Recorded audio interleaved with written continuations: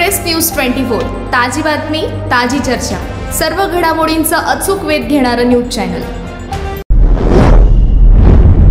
इचलकरंजी शहरातील स्टेशन रोडवरील bank of Maharashtra समोरील रस्त्यावर गेल्या 2 महिन्यांपासून सुरू असलेल्या पाण्याच्या पाईपलाईनमधील गळतीकडे महापालिकेकडून सातत्याने होत असलेल्या दुर्लक्षाच्या निषेधार्थ आज महाराष्ट्र नवनिर्माण सेनेने अनोख्या पद्धतीने आंदोलन केलं। महापालिकेने गळती दुरुस्त करण्यासाठी रस्त्यावर खड्डा तर खोदला, पण तब्बल 8 ते 10 दिवस उलटूनही कोणतेही काम झाले नाही।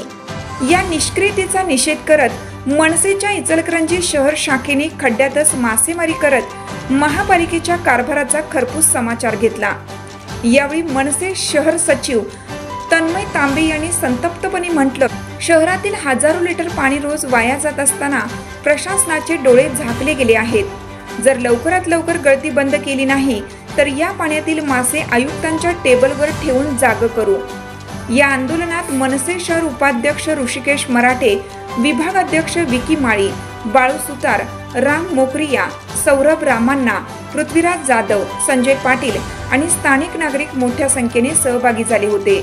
नागरिकांनी संताप व्यक्त करत प्रशासनाकडून ठोस कृतीची मागणी केली।